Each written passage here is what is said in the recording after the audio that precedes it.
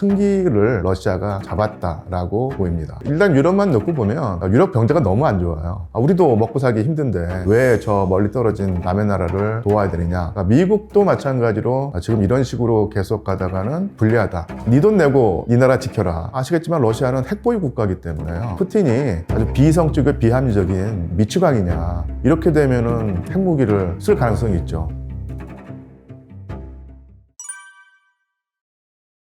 우선 최근에 있었던 미국에서 있었던 사건을 시작으로 삼고 싶은데요. 외신 뉴스를 눈여겨보신 분들은 좀 들어봤을 법한 이름일 텐데 미국의 국무부 차관보라고 하는 직책에 있는 빅토리아 뮬런드라고 하는 인물이 있었습니다. 이분이 아주 강경파거든요. 특히 러시아를 상대로는 최고의 압박을 가해서 러시아의 힘을 완전히 빼야 한다는 그런 입장에 있었기 때문에 우크라이나를 전폭적으로 지원해서 우크라이나가 전쟁을 유리하게 아니면 승리로 이끌어 나가도록 만들어야 된다고 하는 입장을 지금까지 쭉 취해왔거든요. 근데 이 빅토리아 뮬런드가 3월 초에 사임을 했습니다. 그러니까 밀려나갔다고 볼 수도 있고 아니면 자기 발로 내려왔다고 할 수 있는데 그 이유는 바이든 행정부에서 바이든을 비롯한 최고 지도자들하고 이 뮬런드하고 의견 차이가 있었던 것 같아요. 어쨌든 간에 그 사건을 프리즘 삼아서 미국 대통령 백악관을 한번 들여다보면 지금 아마 바이든 대통령은 출구 전략을 쓰고 있는 것 같아요. 우크라이나를 지금까지 전폭적으로 지원해 왔는데 지금 이런 식으로 계속 가다가는 불리하다. 미국에 이득이 불리하고 당장 올해 말에 있을 대통령 선거에서도 트럼프에게 완전히 기선을 제압당할 수 있다. 이런 위기감을 품고 모양새 좋게 빠져나오려고 하는 상황이었는데 여기에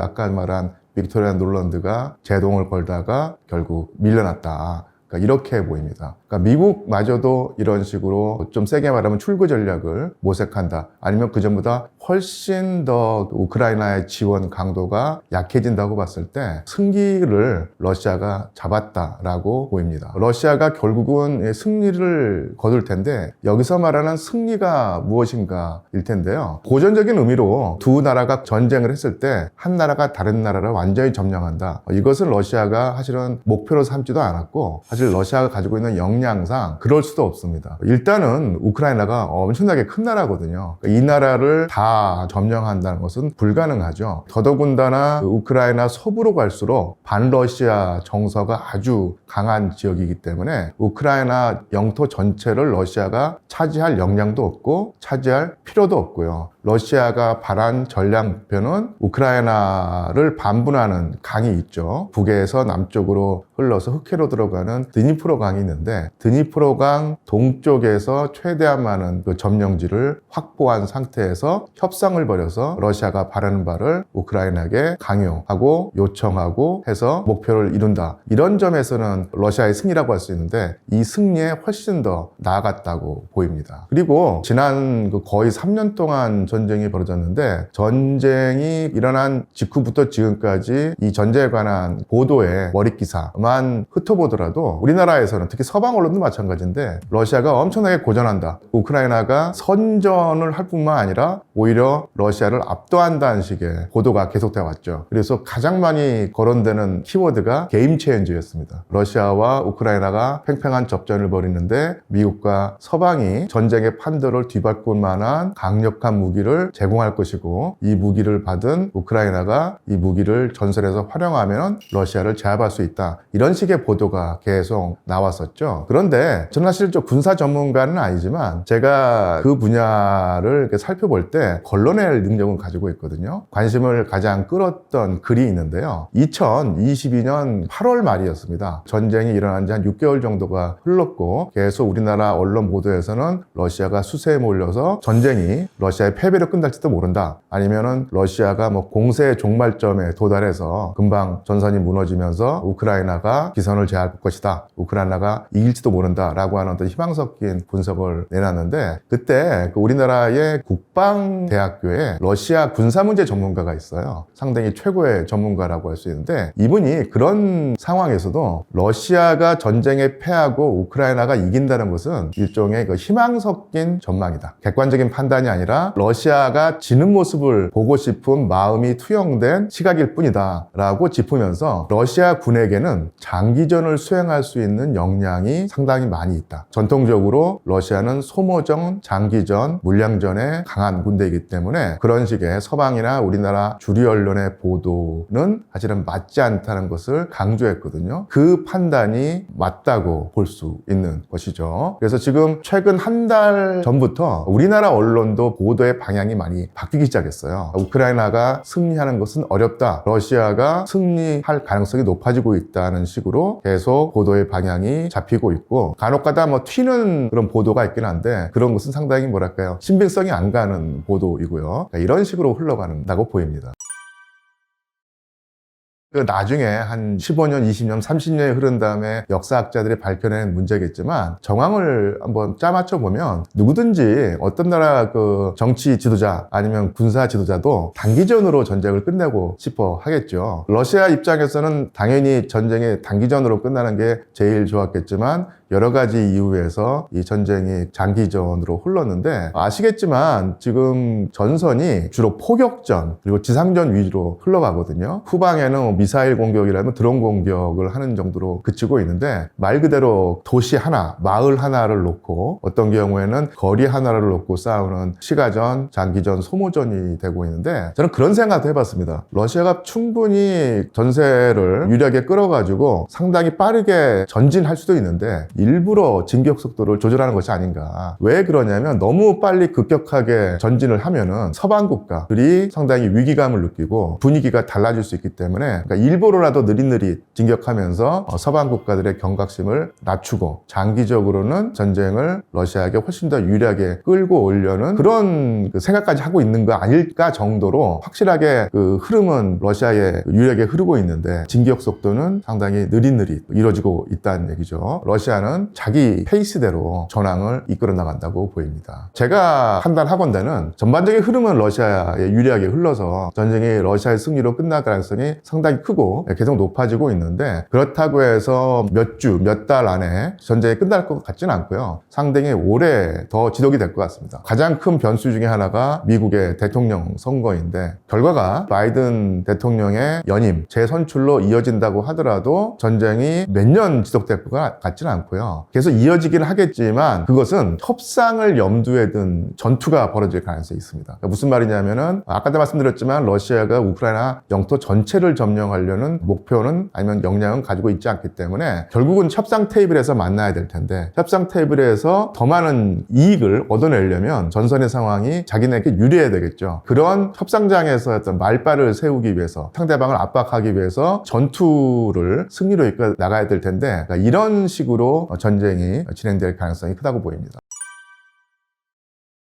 일단 유럽만 놓고 보면 유럽 경제가 너무 안 좋아요. 가장 대표적인 예가 이제 독일일 텐데, 독일이 원래 뭐 경제 강국이었지만 최근 한 10년 새 독일 경제가 계속 성장세를 유지하고 전체 유럽 국가의 그 선두주자로 앞장설 수 있었던 것은 뭐니 해도 독일의 제조업인데, 제조업의 경쟁력은 값싼 에너지원에서 나왔거든요. 근데 그 에너지원이 사실은 러시아에서 수입한 값싼 천연가스 이런 것이었습니다. 그런데 전쟁으로 인해서 러시아 천연가스가 독일로 들어가지 못하고 독일로서는 울며 겨자 먹기로 훨씬 더 비싼 미국의 천연가스를, 액화가스를 사와야 되면서 경쟁이 떨어진다는 얘기죠. 그러면서 독일이 휘청거렸고요. 영국은 뭐 그전부터도 브렉시트로 휘청거렸고, 프랑스도 사실은 좋지가 않고요. 그러니까 이런 식으로 유럽 경제를 이끌어왔던 거인들이 전쟁의 여파로 휘청거리면서 전쟁 초기에는 버틸 수 있었지만 전쟁이 장기화되면서 기초책이 떨어지면서 우리도 먹고 살기 힘든데 왜 저 멀리 떨어진 남의 나라를 도와야 되느냐, 이런 식의 입장이고요. 동유럽 국가들은 또 동유럽 국가 나름대로의 고충이 있습니다. 러시아가 무섭긴 하지만 대부분 동유럽 국가들이 자기네들의 농산물을 서유럽에 팔아서 국가경제를 운영하는 시기인데, 우크라이나의 곡물이 결국은 유럽으로 들어올 때 가장 큰 타격을 받는 것이 바로 폴란드라든지 이런 동유럽 국가의 농민들이거든요. 그래서 농민들이 지금 강력하게 시위를 벌이면서 정부를 압박하고 있죠. 우크라이나 지원을 줄여라, 아니면 재고해라, 뭐 이런 식으로. 그래서 전반 전반적으로 유럽의 상황이 우크라이나에게 불리하게 가고 있고요. 그러니까 미국도 마찬가지로 지원의 열기가 떨어져 가고 있는 것이 사실입니다. 바이든이 사실 외교의 어떤 전문가라고 했는데 바이든이 구상했던 미국 외교의 전반적인 얼개가 틀어지면서 상당히 고전하고 있고요. 만약에 트럼프가 집권하게 되면 트럼프는 미국 제1 우선주의 아니겠습니까? 그래서 미국 문제에 더 집중해야지 해외 문제에 에너지를 낭비할 필요가 없다. 뭐 이런 입장이고, 그리고 또 동맹국들과도 미국의 어떤 군사력을 등에 업고 자체 방어력을 키우지 않는 이런 행태는 자기는 용납할 수 없다. 그래서 동맹국들에게도 엄청나게 많은 분담금을 요구하고, 쉽게 말하면 네 돈 내고 네 나라 지켜라, 이런 입장이죠. 그래서 트럼프 같은 경우는 훨씬 더 우크라이나의 냉정한 모습을 보일 수 있다고 봤을 때 시간이 갈수록 우크라이나에게 불리하고, 어떻게 보면 시간은 러시아 편이라고 할 수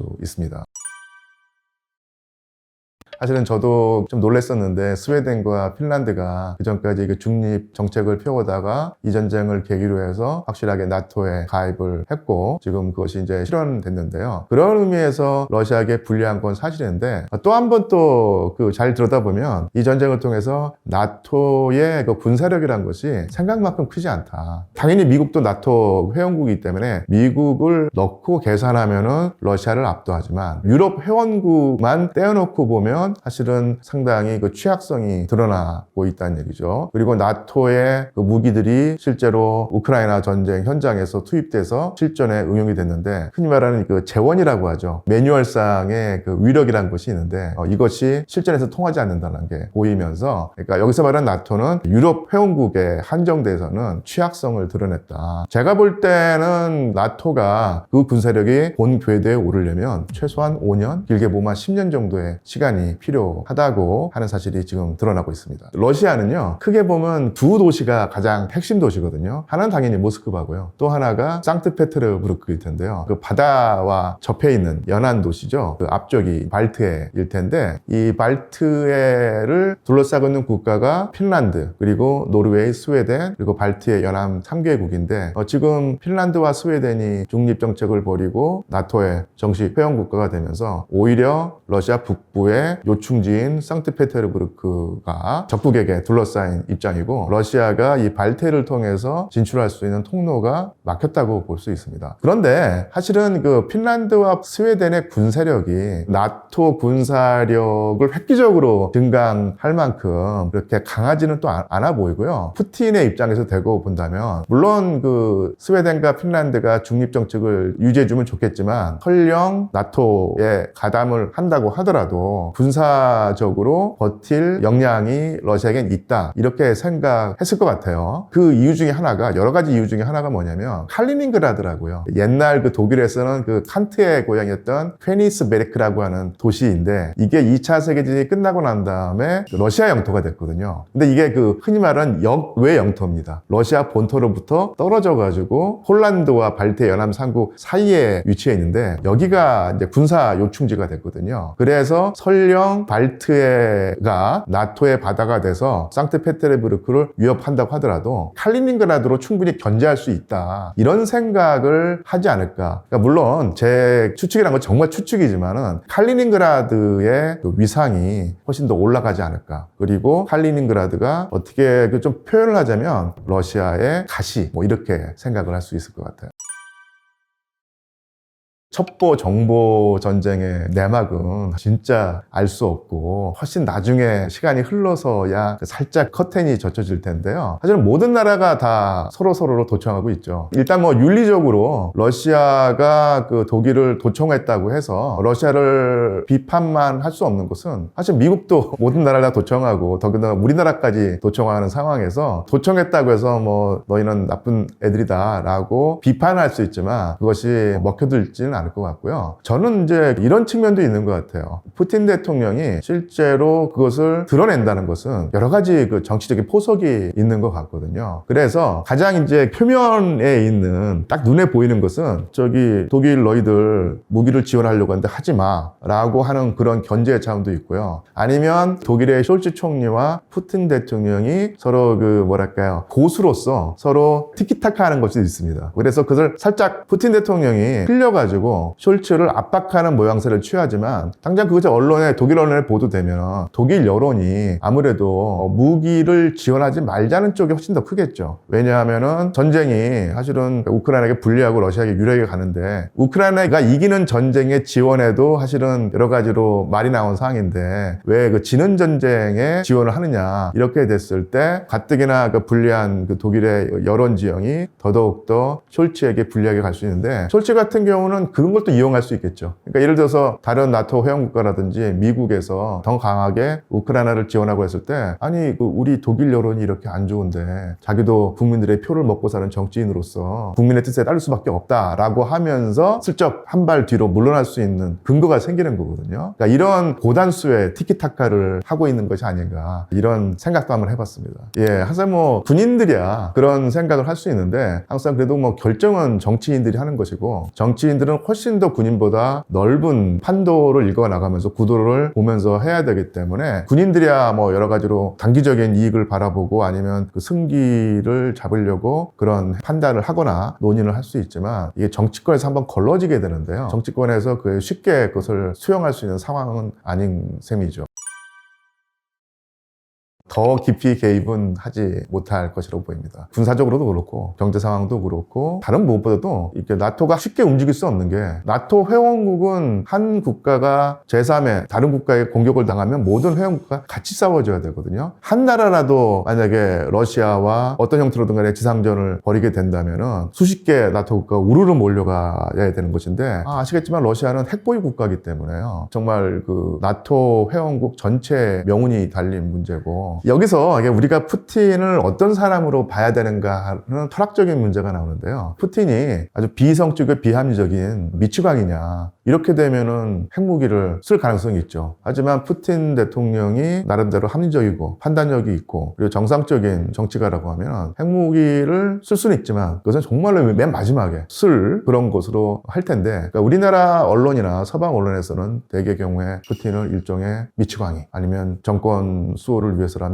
악마와도 계획할 수 있는 그런 악한 인간. 어떤 경우에는 또 우스꽝스럽게도 나이가 먹어서 판단 능력이 떨어지고 병들어서 제대로 판단하지 못하는 그런 지도자로 이미지를 만들어 왔는데 제가 볼 때는 푸틴이 그렇게 비합리적이고 비이성적인 정치 지도자는 아니고요. 더더군다나 병들어서 지치고 판단력이 흐려져서 말도 안 되는 행위를 할 사람은 전혀 아닙니다. 뭐 우리나라 언론에 보면 푸틴은 뭐 몇 번 죽어도 이상하지 않을 만큼 엄청난 병에 시달리는 사람으로 취급되는데 전혀 그렇지 않고요. 전쟁을 수행하는 푸틴의 모습을 보면요 놀라울 정도로 냉철합니다. 그러니까 예를 들어서 기억하실지 모르겠지만 벌써 한 반년 넘게 시간이 흘렀다고 생각을 하는데 프리고진이라고 하는 인물이 거의 뭐 군사 쿠데타 내지는 어떤 상당히 그 돌발적인 행동을 했는데 거기에 대처하는 푸틴 대통령의 모습을 보면요 상당히 얼음장같이 차갑게 현실을 판단하고 그에 맞춰서 대처하는 모습을 보였거든요. 그래서 지금 그 프리고진 사태를 보면은 그야말로 찻잔 속의 태풍으로 끝나고 그것이 전쟁 진행에 아무런 영향을 미치지 못했고요. 한낱 해프닝으로 끝났죠. 그러니까 이것은 기본적으로 최고의 그 정치 지도자인 푸틴이 그만큼 냉철하게 대처했기 때문에 그 파장을 줄일 수 있었다는 것이거든요. 그러니까 이런 면에서 보면 푸틴 대통령은 비록 독재자이거나 아니면 족제자로 치닫는 스트롱맨이긴 하지만 그렇다고 해서 이성과 판단력을 잃어버린 그런 정치 지도자는 아니다. 러시아의 국익을 극대화하기 위해서 상당히 강수를 쓰고 그것이 국제사회에 파문을 불러일으키는 측면이 분명히 있지만 그렇다고 해서 얼토당토하는 그런 정치 리더는 아니고 그런 면에서 핵무기라고 하는 카드는 블러핑이라고 하나요? 상대방을 제압하고 심리적 압박감을 주기 위한 패로는 쓰지만 그렇다고 해서 그 패를 남발하거나 오용할 만큼 그렇게 막대먹은 정치 지도자는 아니다. 이렇게 볼 수 있다고 보입니다. 지금까지 러시아가 서방을 지향해 왔는데 이번 전쟁을 통해서 러시아의 동방 지향성이 강해질 것이다. 중국 경제의 규모가 커지면서 푸틴으로서 놓칠 수 없는 상황이 된 것이고요. 만약에 전쟁이 더 장기화되고 계속 압박이 가해진다고 하면 어느 순간에 큰 공황 사태를 빚을 가능성이 충분히 있다.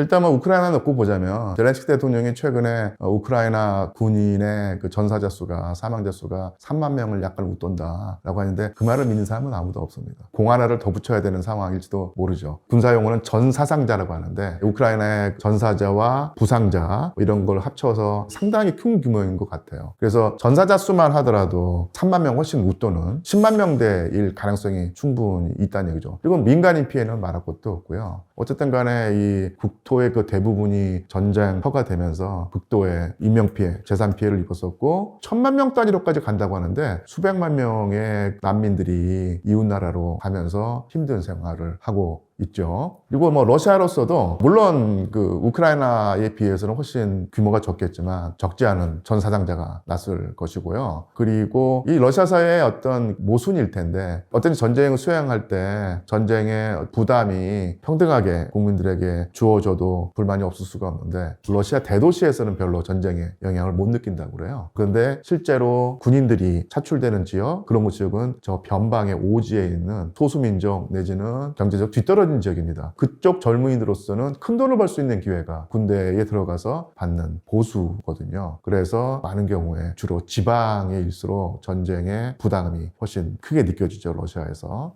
이런 식의 피해가 있고요. 인명피해, 재산상의 피해만 놓고 보자면. 그러니까 저도 사실은 경제 전문가가 아니기 때문에 간접적으로 다른 전문가의 지식을 좀 얻어와야 되는데 이렇게 되더라고요. 단기적으로, 중기적으로는 러시아의 경제가 원활하게 돌아가고 있다. 오히려 더 활성화된 측면도 있다. 일단 뭐 돈이 풀리니까. 예전에 우리가 한번 그 2년 전, 그 3년 전으로 거슬러 올라가면 우리나라 신문 보도에 항상 그런 식이었습니다. 전쟁을 러시아가 일으켰는데 러시아 경제가 감당할 수 없는 압박을 느낄 것이다. 더군다나 미국이 주도해서 전 세계적인 차원의 경제 제재가 러시아에 가해지기 때문에 러시아는 몇 개월 버티지 못하고 경제가 파산할 것이다. 실제로 그런 식의 주장을 한 경제 전문가들 상당히 많았었거든요. 그 주장은 다 틀린 예측이 됐죠. 러시아 경제는 잘 버텨왔습니다. 그리고 오히려 군사 특수라고 하나요? 돈이 풀려가지고 경제가 활성화되고 있고 근데 문제는 뭐 이런 그 경제 활성화의 기초 체력이 얼마만큼 유지가 되느냐일 텐데 제가 느끼기에는 한 최소한 2, 3년, 3, 4년은 버티거나 괜찮을 것 같습니다. 근데 만약에 전쟁이 더 장기화되고 계속 압박이 가해진다고 하면은 더 장기적으로는 결국 러시아에게 마이너스로 작용을 해서 경제가 위축되거나 아니면 어느 순간에 큰 공황 사태를 빚을 가능성도 충분히 있다. 요약을 하자면 단기적으로, 중기적으로는 러시아 경제가 활성화되는 측면이 있는데 장기적으로는 이게 불리할 수 있으니 푸틴 대통령도 그런 점을 염두에 두고 향후 전쟁 상황을 판단하면서 전략을 짜지 않을까 이런 생각을 해봅니다.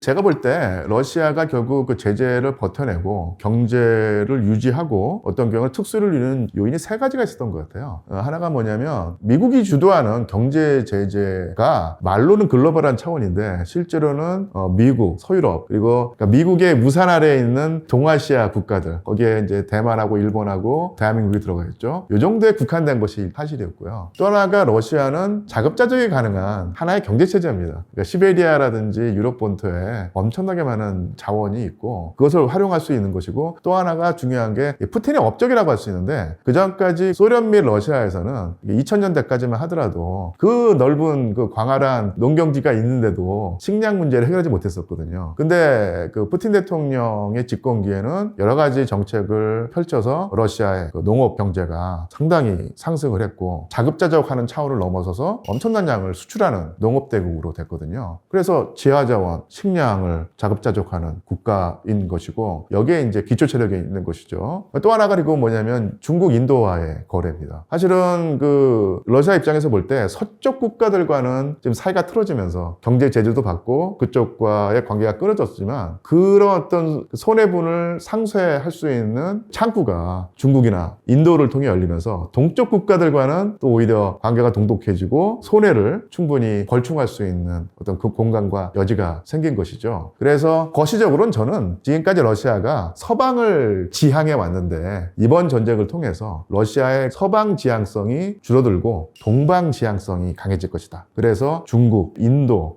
이런 나라들과의 중앙아시아 국가들과의 관계를 더욱 키워나가면서 유럽적인 색채가 더 빠질 것이다. 이런 판단까지 내려보는데요. 경제에서도 그런 측면이 있어 보입니다. 역사적으로 근대 들어서 이 러시아라고 하는 나라가 서방을 모방하고 서방을 따라가고 서방을 지향하는 측면이 강했었는데 서방이 사실은 러시아를 이렇게 품어주기보다는 배척해오고 멸시하고 얕보는 경향이 있었죠. 근데 거기에 그 상처를 많이 입었던 러시아였었는데 한편으로 또 러시아는 동방적인 색채를 또 가지고 있는 나라였거든요. 근현대 들어서 동방적인 색채라든지 동방 지향성이 약해져 왔는데 21세기 들어서 더더군다나 우크라이나와 전쟁을 하면서 서방과 대치하는 상황 속에서 이 러시아의 시선이 서방 측보다는 동방 측으로 향해질 가능성이 충분히 있어 보이고요. 그것은 또 하나 그 중국 경제의 부상, 중국 경제의 규모가 커지면서 푸틴으로서 놓칠 수 없는 상황이 된 것이고요. 그 다음에 또 러시아로서는 극동 지역이죠. 극동 지역에서도 상당히 많은 영토를 가지고 있는데 이쪽 영토를 개발한다는 차원에서라도 동방 지향 정책이 조금은 더 강화될 필요가 있다고 보입니다.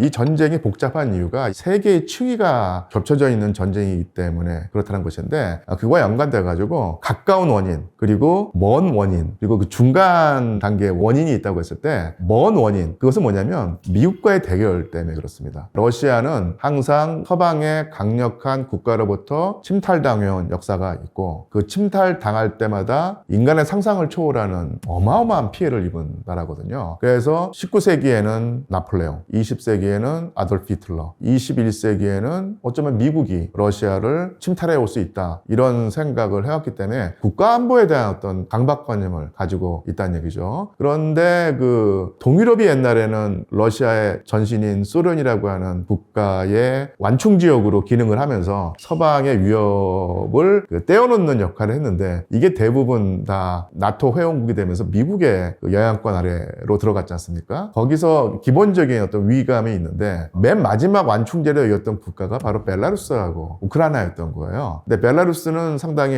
러시아랑 우호 관계가 있기 때문에 문제가 안 되는데 이 우크라이나에서 계속 정치 상황이 지그재그로 왔다 갔다 하면서 친러시아, 친서방으로 추가 왔다 갔다 했는데 2014년 이후로 그러니까 유로마이단, 봉기 아니면 사태 여러 가지 명칭이 있지만 그 이후로 확실하게 우크라이나의 권력추가 서방 측으로 기울었거든요. 여기서 느끼는 압박감이 분명히 있었던 것이죠. 그래서 미국이라고 하는 거대한 세력이 러시아를 압박해 오는데 이 압박을 버텨낼 수 있는 완충 공간이 필요하다. 그러니까 이게 바로 우크라이나다고 보면서 우크라이나의 최소한의 어떤 중립적인 입장을 취하게 만들어야 되는데 이 방법으로 결국 푸틴 대통령은 전쟁을 선택했던 것 같아요. 전쟁을 선택했던 그 선택이 윤리적으로 국배법상으로 지탄받아 마땅하지만 러시아의 역사적인 경험을 놓고 보면은 절대로 우크라이나를 놓칠 수 없다. 이런 판단 때문에 전쟁이라는 극단적인 선택을 한 것 같고요. 중간 단계의 원인이라고 하는 것은요. 결국 그 우크라이나 안에 있는 러시아계 주민들이 있지 않습니까? 그러니까 이 주민들이 2014년 이후로 우크라이나 민족주의를 표방하는 어떤 경우는 극우적인 입장을 취하는 정부로부터 상당한 압박을 받아왔고 피해를 입어왔다고 푸틴은 판단을 한 것이죠. 그 문제를 해결해야 하는 것이 자기의 어떤 의무라고 생각을 한 겁니다. 그러니까 러시아에서는 러시아 국민의 상당수가 우크라이나인 아니면 최소한 우크라이나에 사는 러시아계 주민들에 대한 어떤 연민의 의식이 있고 그들 우리와 한 형제다, 한 핏줄이다고 하는 그 인식이 있거든요. 그런데 우크라이나에 있는 친러시아계 주민들의 안위를 보장하는 협상을 계속 러시아 정부와 우크라이나 정부가 벌여왔는데 번번이 이게 깨지게 된 거예요. 어디에 책임이 있는가는 또 따져봐야 될 문제겠지만 러시아에서는 우크라이나 중앙정부가 상당히 불성실한 자세를 보여왔다고 판단을 하고 그 친러시아계 주민을 보호하려고 한다면 전쟁도 한 방법이다. 이렇게 생각을 했었고요. 그러니까 이게 이제 중간 단계 원인인 것 같습니다. 그런데 이 전쟁의 가장 큰 특징이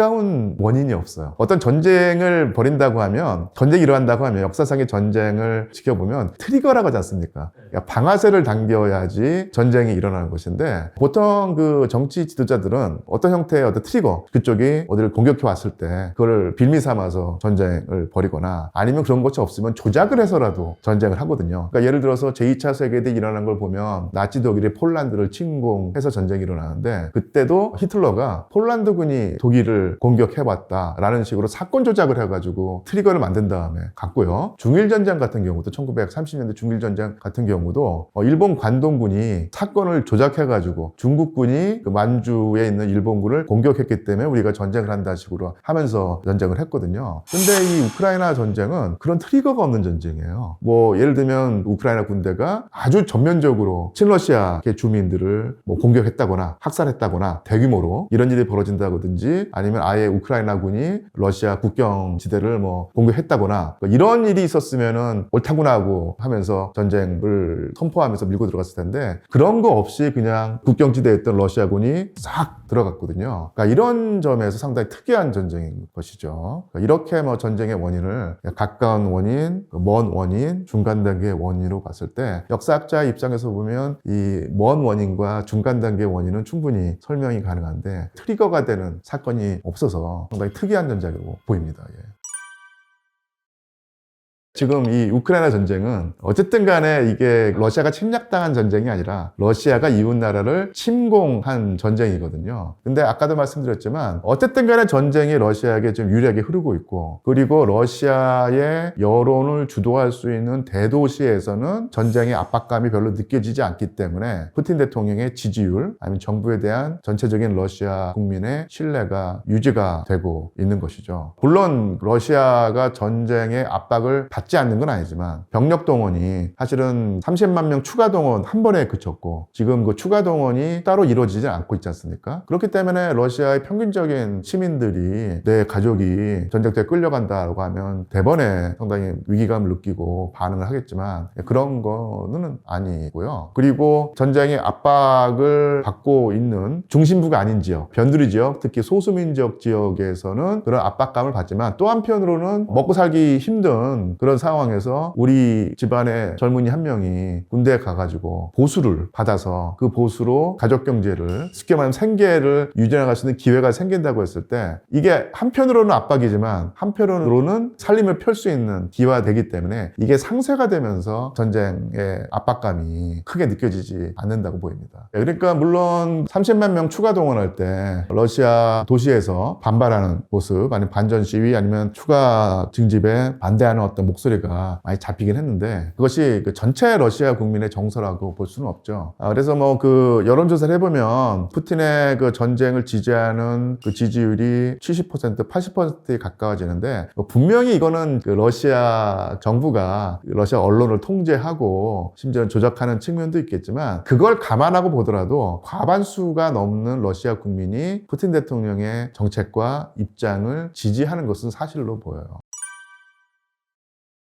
어떤 학자는, 전문가는 대통령 선거를 확실하게 이기기 위해서 전쟁을 일으켰다라고 보는 분까지 있어요. 그 정도로 국내 정치에 활용하기 위해서 우크라이나 전쟁이라고 하는 극단적인 카드를 택했다라고 보는 분도 있는데, 그게 가장 그 중요한 원인은 아니라고 생각을 하지만, 푸틴의 입장에서는 어쨌든 간에 전쟁을 일으켜서 좀 고생을 했지만 차근차근 러시아에게 유리한 쪽을 끌어왔다는 측면에서 이것이 대통령 선거에 아주 유리하게 작용을 한다는 것은 객관적인 사실로 보입니다. 지난 소비에트 연방 해체 이후 러시아가 그 뒤를 이어서 한국과 수교 관계까지 맺었지 않습니까? 그런 지난 30년을 한번 돌이켜보면은 러시아와 대한민국 관계는 상당히 좋았죠. 러시아도 한국에게서 많은 것을 얻어갈 수 있었고, 한국도 뭐 경제적으로나 아니면은 군사기술적으로나 많은 이득을 취할 수 있었고, 또 하나 가장 중요한 점이 러시아로서는 이제 북한과도 수교를 했고 대한민국과도 수교를 한 상태였잖아요. 근데 그 소련까지는 이 소련이 철저하게 그 북한의 편을 들면서 대한민국과는 거리를 두었는데 이 러시아는 오히려 북한과는 대면대면한 관계였고요. 대한민국과 상당히 우호적인 관계를 맺으면서 이 국제 그 외교전에서 대한민국이 북한을 고립 속으로 빠뜨리고 대한민국의 위상을 높일 때 러시아의 입장이 상당히 큰 도움이 됐고요. 북한을 견제하는 카드로 러시아 카드를 상당히 유효적절하게 이용을 해왔던 측면이 있거든요. 근데 어쨌든 간에 최근에 들어서는 이제 기조가 바뀌었죠. 그 현 정부는 논란이 있을 수 있겠지만 어쨌든 간에 그 정책의 방향은 한국과 미국 그리고 일본과 이 세 나라의 공조를 강화해서 북한의 위협을 줄이고 거기에 대처하겠다는 입장을 취하게 된 것이죠. 한국과 일본과 그 미국의 삼각공조의 강화라고 하는 측면에서는 이점이 있다고 할 수 있는데 항상 그렇지만 어떤 그 작용이 있으면 반작용이 있기 마련이거든요. 그 반작용이 뭐냐면 한미일의 공조 강화에 대한 반작용으로 북한과 러시아, 중국의 관계가 또 강화된다는 것입니다. 더더군다나 북한과 러시아의 관계가 강화되고 있거든요. 그러니까 이런 그 반작용이 나타나고 있는데 이 반작용의 결산을 해볼 때 반작용이 감당할 수 있는 수준인지 아니면 감당할 수 없는 더 큰 부담을 주는가는 앞으로 지켜봐야 될 문제로 보입니다. 저는 전공이 러시아 현대사, 유럽 현대사인데요. 러시아 나라를 이제 공부해보면 좀 애잔할 때가 있어요. 이게 뭐냐면 욕먹어도 쌀 행동을 많이 하기도 했지만 이 러시아라는 나라가 먹을 필요가 없는 욕인데 엉뚱하게 러시아가 덤터기를 써가지고 욕먹는 경우가 많이 있었거든요. 그래서 러시아를 비판하고 비난하더라도 잘못한 것만큼만 비난하고 비판하자. 그리고 러시아에게 뭐랄까요, 잘못 가해지는 비판은 또 우리가 객관적인 시각으로 보면서 그것을 이제 가리자. 다시 한번 요약을 하자면 러시아를 잘못한 것만큼만 욕하자. 그 이상으로는 욕하지 말자. 그래야지 러시아와 우리나라의 관계가 더 잘 형성이 될 수 있을 것 같고요. 서로 그 주고받을 수 있는 어떤 이익이 꽤 많이 있거든요. 이 동북아시아만 한적어 놓고 보더라도 그래서 러시아라는 카드를 여러 가지 그 상황상 뭐 거리가 멀어지고 뭐 가까워지고 이런 부침은 있겠지만 절대로 마지막 끈을 끊어서는 안 되는 국가임은 분명합니다. 그러기 위해서는 이 두 나라가 서로 윈윈으로 나가기 위해서는 서로 간에 정확한 이해를 해야 되는데 그런 측면에서 우리가 특히 최근에 대한민국 사회가 러시아를 볼 때 상당히 편견과 오해가 없진 않았다. 이것을 걷어내고 실상을 보는 날카로운 시각이 있어야지 대한민국이 힘든 파고를 좀 더 쉽게 타고 넘어설 수 있을 것이다. 이렇게 생각을 합니다. 제가 아무리 두서없이 말해도 핵심을 잘 간파해 주시기 바랍니다. 푸틴 대통령에 대한 지지가 과반은 넘는 건 사실이고 러시아 사람들의 선택이 이해는 될 거예요. 러시아 사람들은 거의 모두 다 거짓골을 하고 살았어요. 서방에게 무릎 꿇고 미국에게 무릎 꿇고 이런 상황을 10년 동안 겪었던 거예요. 그러다가 2000년에 푸틴이라는 대통령이 나타났는데 운이 좋았습니다. 석유값하고 천연가스 국제 시가가 폭등을 했던 거예요. 러시아 서민들의 주머니가 두둑해졌던 거예요. 국민들이 카타르시스를 느낀 겁니다. 표를 주기 시작한 것이죠.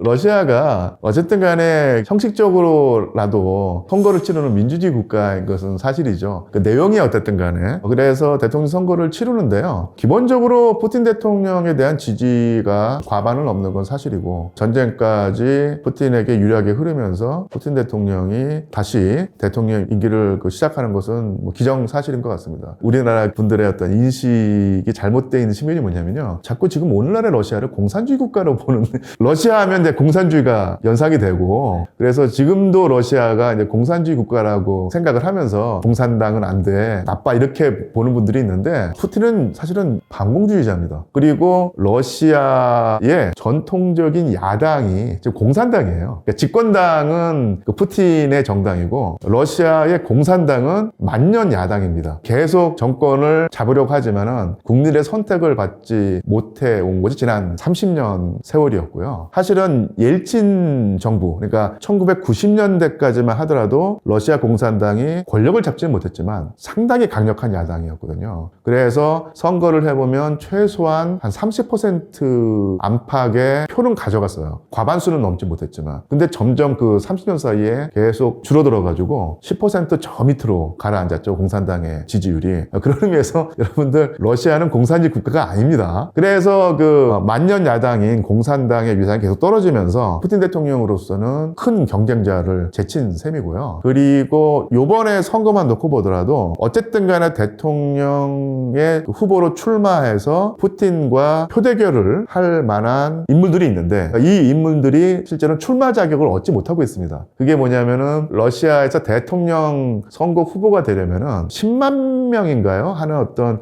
지지자들의 추천서를 얻어야 되는데 이 추천서에서 결격사유가 있는 추천서가 나오면은 후보 자격이 박탈당하는 거예요. 5%. 그러니까 100명이 추천을 했는데 그중에 5명의 추천서가 뭔가 흠이 있는 잘못된 추천서일 경우에는 너는 그 대통령 후보 자격이 없어 라고 하면서 선거 자격을 주지 않습니다. 선거관리위원회가 러시아. 그런데 한 여성 후보가 그런 식의 제재를 받아가지고 후보가 되지 못했고요. 최근에는 그 보리스 나데즈딘이라고 하는 분이 대통령 선거에 나가겠다. 그리고 이제 가장 큰 선거 구호가 전쟁 반대였어요. 우크라이나 전쟁을 해서는 안 된다. 이런 그 구호를 내걸고 그것을 선전하기 위해서 대통령 선거에 나간다고 했는데 이분도 보리스 나데즈딘 이분도 추천서에 문제가 있다고 해서 선거 자격을 얻지 못했죠. 이런 식으로 박탈당한 것이고 물론 선거를 해도 푸틴 대통령의 재선을 막을 후보가 없는 것은 사실이지만 아예 원천 봉쇄를 해서 거의 단독 후보의 형식으로 러시아 대통령 선거가 진행될 것이라고 보입니다.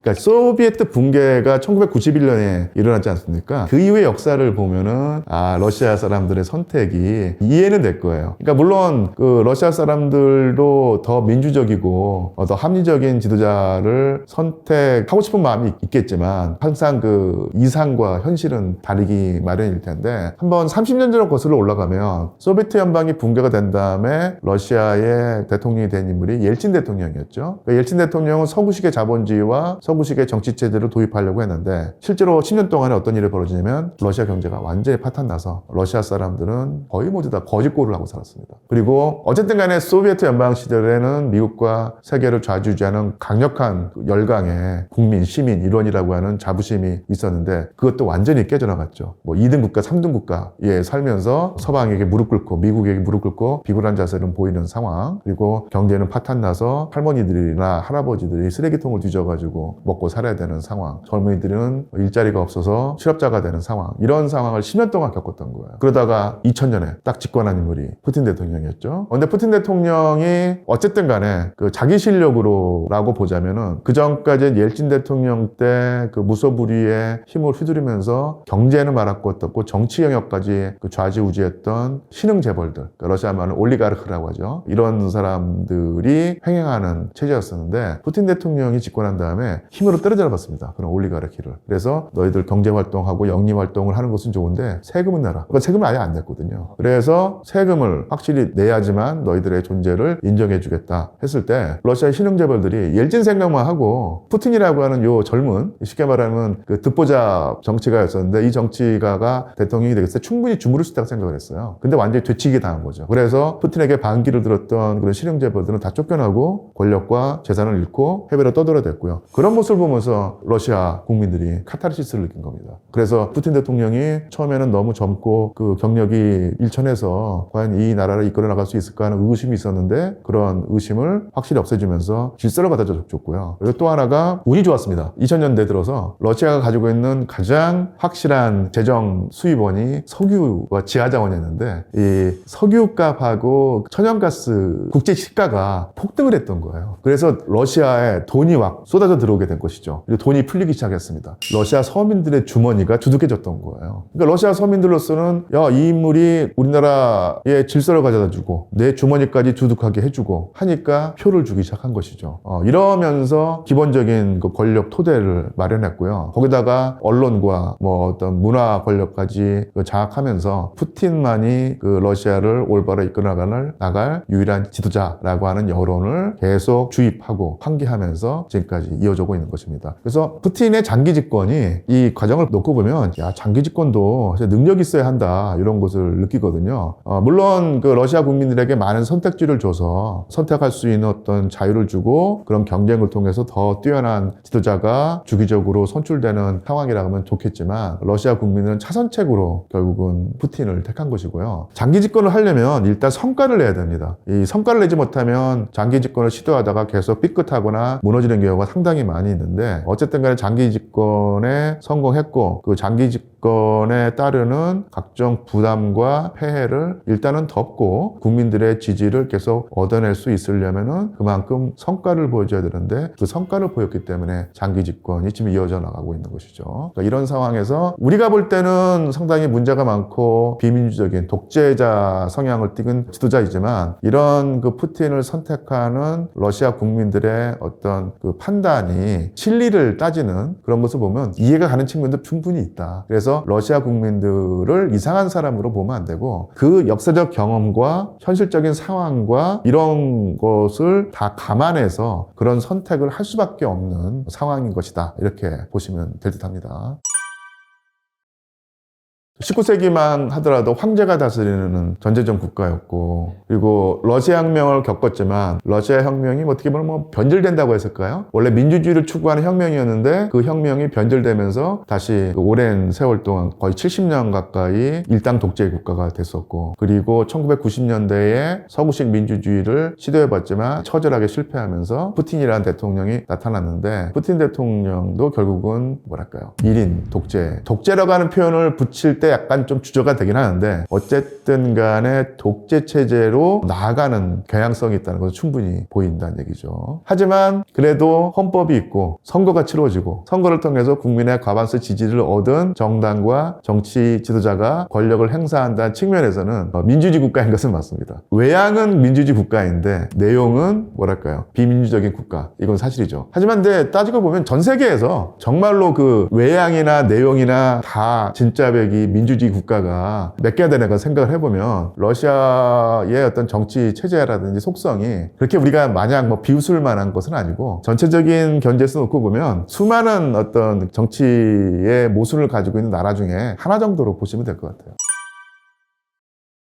그러니까 음모란 것이 항상 그 확증이 없는 거죠. 그 정황이라든 추정할 수밖에 없는데 실제로 그 푸틴 대통령에게 반기를 들거나 아니면 공격을 하거나 아니면 경쟁 상대가 될 수 있는 인물들이 석연치 않은 이유로 죽음을 당한 것은 분명한 사실인데요. 푸틴이 그런 인물들을 죽였다라고 했을 때 일단 푸틴이 직접 지시했다라고 볼 수 있는 거지 않습니까? 그런 의미에서는 제가 볼 때는 푸틴이 직접 지시하지 않았을 것 같아요. 밑에 사람들이 알아서 하는 거죠. 그런 의미에서 푸틴이 직접 이놈은 반드시 제거해라 라고 하는 식의 명시적인 명령을 내려서 제거하는 경우는 거의 없어 보여요. 그 밑에 그 권력 구조가 푸틴에게 충성을 다하는 권력 구조일 것이고 그런 식의 권력 구조에서는 푸틴의 심기를 알아채리고 밑에서 알아서 제거하는 정보기관이 그런 일은 충분히 가능하겠죠. 그래서 간접적인 책임은 푸틴한테 있다. 충분히 말할 수 있는 것이고 또 그렇게 말을 해야 될 것이고 또 하나 스탈린과 연관을 지금 저는 이제 역사학자이기 때문에 그런 논의를 볼 때마다 스탈린을 연상하는데 아시겠죠? 스탈린이 정적을 다 제거하고 죽이는 경우가 많이 있었죠. 그런데 대개는 스탈린의 어떤 그 암묵적인 지시라든지 아니면 밑에서 권력기관이 알아서 제거하는 경우가 많이 있었지만 냉전시대 때 이 인물은 누가 보더라도 반드시 필연적으로 스탈린의 지시로 죽임을 당했을 것이다 라고 여겨지던 인물이 있었는데 그런 인물들이 나중에 알고 보니까 스탈린과 관계가 없는 또 다른 죽음이었다. 뭐 이런 식의 얘기가 많이 나와요. 역사를 좋아하시는 분들은 알겠지만 1936년인가요? 스탈린 바로 밑에 있는 권력 서열 제2위의 인물로 키로프라고 하는 인물이 있었는데 이 인물이 총에 맞아 암살을 당하거든요. 그러니까 누가 보더라도 이것은 그 스탈린이 자기를 위협하는 어떤 권력 경쟁자이기 때문에 그 몰래 암살을 지시했다고 냉전시대 때 여기져 왔는데 최근에 연구를 해보니까 그거와 상관없는 치정에 얽힌 그냥 다른 문제로 죽음을 당했던 거예요. 그래서 그런 식으로 푸틴 집권기 이후로 많은 그 경쟁자가 석연치 않은 죽음을 당했는데 그 중에 대다수는 아마 푸틴의 그 정권이라고 하는 집단의 그 영향으로 죽음을 당하는 것은 분명한 사실이겠지만 그 중에 몇몇은 그거 연관이 없는 죽음이겠죠. 지금 뭐 따져보면 그 폴리트콥스카야, 리트비넨코, 보리스 nem초프 이런 인물들이 죽음을 당했다고 돼 있는데 대다수는 푸틴의 직접적인 지시는 아니더라도 알아서 밑에서 제거하는 그런 형식일 것이고 그 중에 몇몇 것은 푸틴이 괜한 오해를 산 것이다 이렇게 볼 수도 있는 것인데 또 괜한 오해를 사는 것은 또 그만큼 많은 그런 그 비정상적인 죽음이 있었기 때문에 그런 오해를 사는 것이겠죠.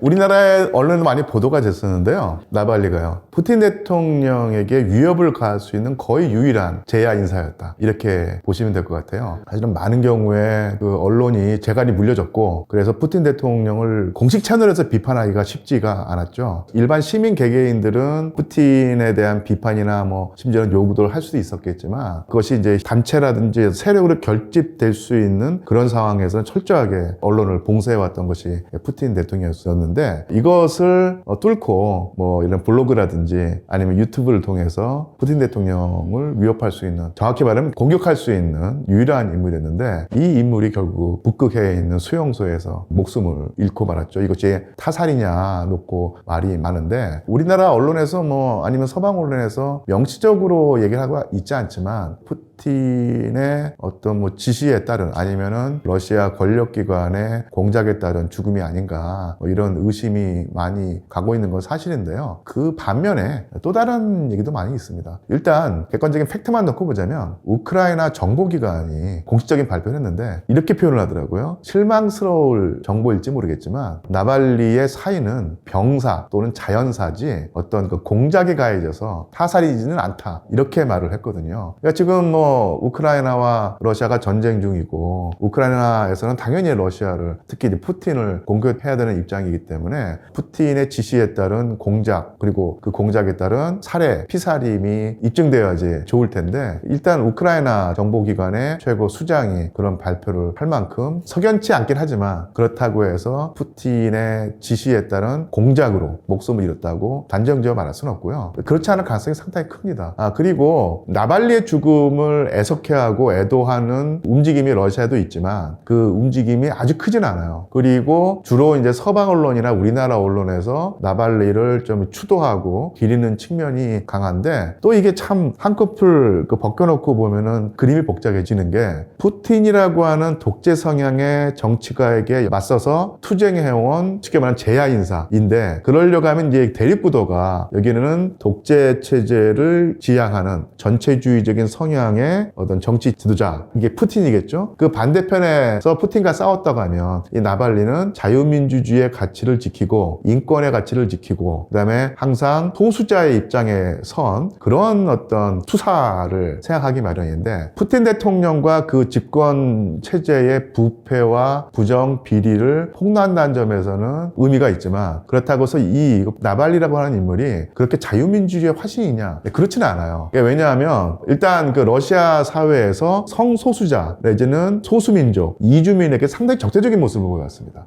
그러니까 이렇게 말하면 우파적인 성향이 강하고요. 그 다음에 흔히 말하는 자유민주주의 세계, 미국과 서유럽의 기준으로 보자면 이 사람은 극우에 해당하는 인물이었던 거예요. 그래서 우리나라에 널리 알려져 있지 않은 사실인데 몇 해 전에 국제 엠네스티가 있지 않습니까? 정권과 권력의 부당한 탄압을 받아서 위기에 처한 사람들을 보호하는 그런 활동을 해왔던 국제기구인데 이 국제 엠네스티에서 나발리에 대한 부정적인 평가를 내렸어요. 그래서 그 양심수라고 하죠. 양심에 따라 핍박을 받는 사람의 명단에서 나발리를 배제하는 입장을 취했습니다. 거기 논란이 상당히 심했었거든요. 어쨌든 그런 상황이 있었고 근데 그것은 뭐냐면 서방 언론이나 우리나라 언론에서 말하는 것처럼 나발리가 과연 푸틴의 유의미한 라이벌이 될 만큼 그렇게 의미 있는 투사였는가 여기에는 조금 의문부호를 달아야 한다는 것이죠. 어쨌든 간에 그 나발리란 분이 애석한 죽음을 당했는데 푸틴의 책임이 얼마만큼 있는가를 한번 따져봐야 될 텐데 지금까지 나타난 정황만 놓고 보자면 푸틴의 직접적인 지시는 없었다고 보입니다. 정황 증거라는 게 있는데요.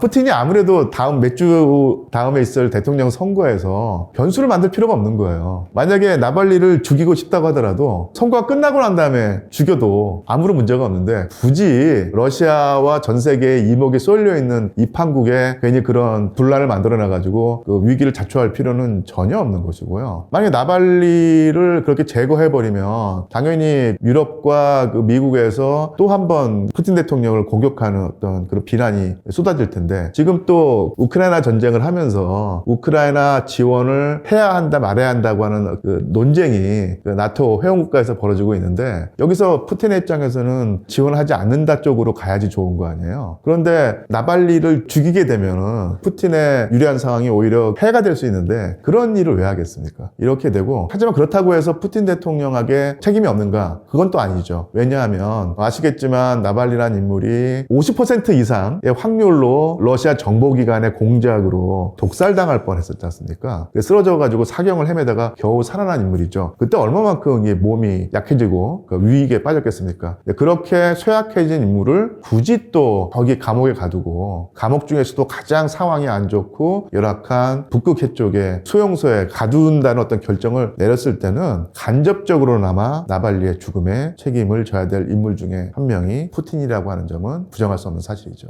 아까도 말씀드렸지만 이 장기 집권이라는 것도 똑똑해야 하는 거예요. 그래서 설사 공작으로 누구를 제거한다고 하더라도 이 타이밍과 시기를 아주 적절하게 설정을 하고 해야 되는데, 어떤 바보가 자기한테 불리한 시점에 그런 일을 벌여가지고 위기를 자초하겠습니까? 그런 식으로 잘못된 판단을 내릴 사람이라고 하면 장기 집권도 못하죠.